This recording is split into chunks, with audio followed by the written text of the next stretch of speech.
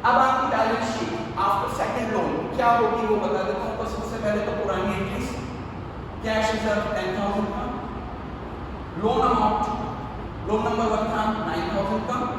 इस समय primary deposit के तौर पे चल रही थी 10,000 की प्राइमरी डिपॉजिट और सेकेंडरी डिपॉजिट चल रही थी 9,000 की। अब बैंक ने एक नया लोन और दे दिया। तो अब देखिएगा लोन नंबर 2 एसेट पर बैंक ने दैट इज 8100 और यही एक सेकेंडरी डिपॉजिट और क्रिएट हुई, सेकेंडरी डिपॉजिट जो लोन नंबर 2 वाली हुई है। ओके, सम टोटल लगाइए 27,100। तो आप सोचिए बैंक के पास एक्चुअली पैसा कितना था, केवल 10,000, लेकिन अभी तक बैंक उससे दो लोन दे चुका है, एक 9,000 का और 8,100 का, यानी 17,100 का लोन अभी तक दे चुका है ओनली आफ्टर बैलेंस शीट, जबकि हाथ में पैसा केवल 10,000। एक साइकिल और बता देता हूँ, फिर हम इसको वाइंड अप करेंगे। तो अब देखिएगा थर्ड बैलेंस शीट जो हमारी आ गई, इसके हिसाब से डीडी आ रही है 27,100। हमारा कैश रिजर्व है 10,000 का। ओके, डीडी में से रिक्वायर्ड कैश रिजर्व में कितना रखना देखिएगा, 27,100 की डिमांड है, बट सारे के सारे पर्सन एक साथ पैसा निकालने नहीं आएंगे। आरआर कितना है, डीडी इनटू आरआर अपॉन 100। तो देखिएगा 27,100 इनटू 10/100 बैंक को अपने हाथ में रखने की जरूरत है केवल 2710 रुपीस। 2,710 रुपीस की विड्रॉ एक साथ होने का या पूरा विड्रॉ होने का अंदाजा है। बाकी बचा पैसा एक्सेस रिजर्व बन गया। एक्सेस रिजर्व का फॉर्मूला होता है cash reserve minus RR. Cash reserve minus RR, cash reserve कितना है बेटा, 10,000। ध्यान रखिएगा कैश रिजर्व बैंक के पास केवल 10,000 का है, जिसमें से आरआर रखना है 2710 का। टोटल सम बचा हुआ अमाउंट 7290। ये जो 7290 है ये अगला लोन हो सकता है। जैसे ही बैंक लोन देगा तो ये बैंक के लिए एसेट बनेगा और वहीं इसकी एंट्री डीडी के तौर पर काउंट होगी, क्योंकि एक CR entry bank loan account के में डालेगा, अकाउंट होल्डर में डालेगा, तो वहां पर डीडी बनेगी सेकेंडरी डिपॉजिट के तौर पे। तो अब इसके बाद बैलेंस शीट जो बनेगी वो कैसे बनेगी, तो सबसे पहले पुरानी बैलेंस शीट कॉपी कर लें। प्राइमरी डिपॉजिट वाली 10,000, ये लोन नंबर 1 वाला सेकेंडरी डिपॉजिट 9,000 का, ये लोन नंबर 2 वाला सेकेंडरी डिपॉजिट 8,100 का, और इधर कैश रिजर्व थे बेटा 10,000 के। लोन नंबर 1 9,000 का, लोन नंबर 2 8,100 का। अब लोन नंबर 3 जा रहा है जो कितने रुपए का जा रहा है, 7290 रुपीस का। सो लोन नंबर 3 7290 और इससे एक सेकेंडरी डिपॉजिट जनरेट हुई लोन नंबर 3 वाली जो हुई 7290। अब सम लगाते हैं बेटा, तो 0 9 ये हो गया 1 2 3 10 9 19 19 27 34,390 एंड इधर भी 34,390। अब इसी तरीके से अगली बार 34,390 का 10% हम निकालेंगे। 10,000 में से उतना अमाउंट हम अपने हाथ में रखेंगे और बाकी का बचा हुआ लोन देंगे, और ये प्रोसेस चलता रहेगा। और अभी तक देख लीजिए हाथ में कितना पैसा था बेटा, 10,000 का, और अभी तक 3 बैलेंस शीट हम कर चुके हैं, और 3 बैलेंस शीट के बाद टोटल बैंक ने करीब 17,100 एंड 7,290 समथिंग अराउंड 26,390 रुपीस का लोन दे दिया है। 10,000 की डिपॉजिट बैंक के पास आएगी और अराउंड 26,390 रुपीस का अमाउंट बैंक दे चुका है। अभी भी ये प्रोसेस चलने वाला है। तो अब ये प्रोसेस कहाँ तक चलेगा, इसके लिए मैं आपको बता देता हूँ एक शॉर्टकट या एक फाइनल समरी बता देता हूँ। ये प्रोसेस जब तक चलेगा, ये प्रोसेस कहाँ जाके एंड होगा या लास्ट कहाँ पे जाके रुकेगा, तो ये प्रोसेस तब रुकेगा बेटा जाके, this process will continue till ER becomes 0। आप देख रहे हैं जब तक हमारे पास ER की वैल्यू 0 आ रही, ER की कुछ वैल्यू बच रही है, वही अमाउंट लोन में जा रहा है। तो ये प्रोसेस तब तक चलेगा जब बैंक के पास एक्सेस कैश रिजर्व 0 बच जाए, यानी कि उस समय डिमांड डिपॉजिट सॉरी उस समय आपका कैश रिजर्व और आरआर सेम आ जाए, कैश रिजर्व और आरआर सेम आ जाए, यानी कैश रिजर्व कितना था बेटा 10,000 का और आरआर भी कितना आ जाना चाहिए 10,000। तो देखिएगा सीआर और आरआर माइनस करने में बचता है ईआर, तो देखिएगा 10,000 माइनस 10,000 इक्वल 0। इस समय जाके आपकी बैलेंस शीट छूट जाएगी और ये कब होगा वो मैं आपको बता देता हूँ बेटा। तो उसके लिए एक शॉर्टकट मैं आपको बता देता हूँ बेटा कि एक शॉर्टकट होता है जिससे अपन पता कर सकते हैं कि एक गिवन डिमांड डिपॉजिट से एक गिवन डिमांड डिपॉजिट और आरआर से फाइनली कितना पैसा जनरेट हो सकता है, टोटल मनी कितना क्रिएट हो सकता है। तो उसका हम एक सिंपल शॉर्टकट या फॉर्मूला ले सकते हैं। आपको पता करना है तो ये तो मैंने एक रफ आइडिया बताया, अब मैं आपको एक फॉर्मूला बता देता हूँ तो आप बता सकते हैं कि एक पर्टिकुलर गिवन परसेंटेज पे कितना अमाउंट क्रिएट होगा।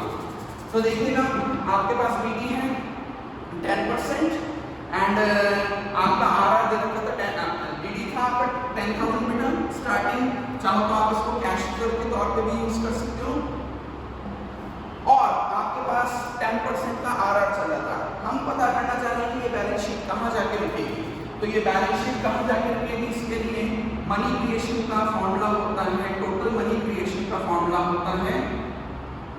आप चाहे तो डीडी से भी उठा सकते हैं क्वेश्चन को या कैश रिजर्व से भी उठा सकते हैं। आपकी बुक में हो सकता है आपको कैश रिजर्व देखने को मिले, आपकी बुक में आपको हो सकता है कि कैश रिजर्व देखने को मिल सकते हैं।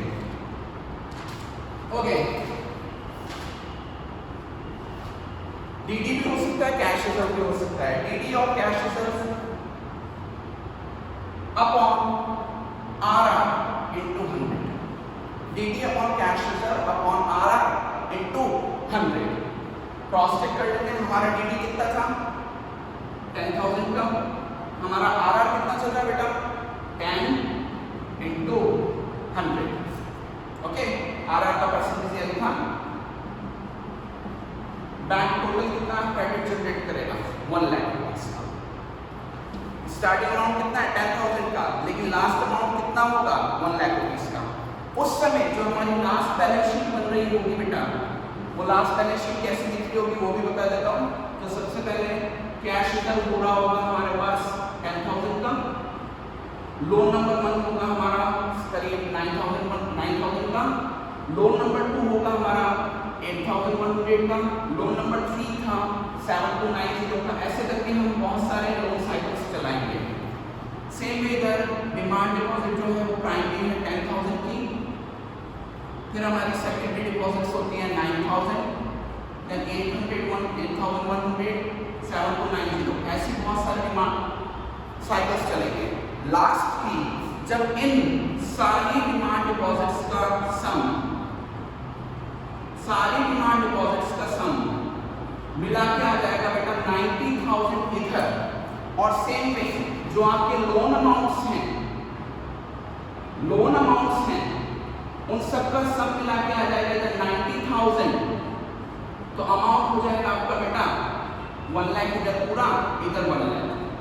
अब इसके बाद बेटा लोन क्यों नहीं जनरेट होगा आगे, तो देखिएगा लास्ट बैलेंस शीट के हिसाब से टोटल डिमांड डिपॉजिट कितनी हो गई 10,000 और 90,000, 1 लाख इनटू हमें पता है कि आरआर कितना रखना है 10% रखना है। आरआर निकालो बेटा, आरआर इन अमाउंट निकालो। इस बैलेंस शीट के बाद आगे लोन क्यों नहीं जाएगा, तो 10 + 90 1 लाख हो गया। 1 लाख को 10% अपने हाथ में रखना है 10,000। ये 10,000 है आपका बेटा आरआर। ओके, कैश रिजर्व तो बेटा हमारे खुद के हाथ में 10,000 का। ओके, ईआर निकालते हैं। ईआर का फॉर्मूला होता है सीआर माइनस आरआर। तो 10 - 10, 10,000 - 10,000 0, दैट इज अब अगला लोन कितने अमाउंट तक आएगा 0, कुछ बच ही नहीं रहा है, तो अगला अब लोन नहीं जा सकता, लास्ट बैलेंस शीट यहाँ जाएगी। तो देखिएगा 10,000 का है आपका टोटल मनी आया था हाथ में, लेकिन अल्टीमेटली टोटल अमाउंट कितना जनरेट हुआ, मनी क्रिएशन कितना हुआ 1 लाख रुपीस का।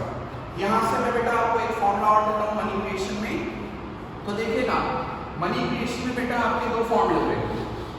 एक तो टोटल मनी क्रिएशन का ये सीधे आपके पास डीडी है, डीडी से आपने क्या निकाला, डीडी अपॉन आरआर इंटू 100 करके पता कर लिया कि भाई 1 लाख रुपीस का मनी जनरेट होगा। यहाँ से एक मैं फॉर्मूला और दे रहा हूँ जिसको अपन बोलते हैं मनी मल्टीप्लायर या क्रेडिट मल्टीप्लायर। क्रेडिट मल्टीप्लायर बोलो या मनी मल्टीप्लायर बोलो बेटा, बात एक ही होती है और इसको शॉर्ट में शो करते हैं के से। के से इसका फॉर्मूला होता है 1/r। 1/r करने से क्या पता चलेगा, 1 अपॉन अपने आर कितना चल रहा था 10/100, 10% से 10/100 किया तो अपने को पता चल जाएगा कि जो हमारा आर है वो कितना था, 10% था। तो टोटल मनी जो क्रिएट होके आएगा वो 10 गुना होगा बेसिक अमाउंट से। बेसिक अमाउंट कितना है, कैश सर 10,000 था और लास्ट अमाउंट क्रिएट होके कितना आया 1 लाख रुपीस का, 10 टाइम्स आपका पैसा जनरेट हुआ है। एक और एग्जांपल से, छोटे से एग्जांपल से बता देता हूँ, दोनों बातें बेटा आपको। मान लीजिए आपको कह दिया जाता है कि इसी एग्जांपल में मैं आपको एक सेपरेट एग्जांपल ले लेता हूँ। मान लीजिए 5,000 का डिमांड डिपॉजिट है, स्टार्टिंग डिमांड डिपॉजिट है या कैश रिजर्व है और आरआर चल रहा बेटा सपोज 20%।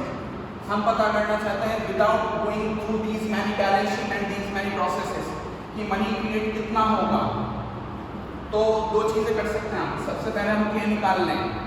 के का मतलब होता है 1/r। के का मतलब क्या होता है, how many times credit got generated.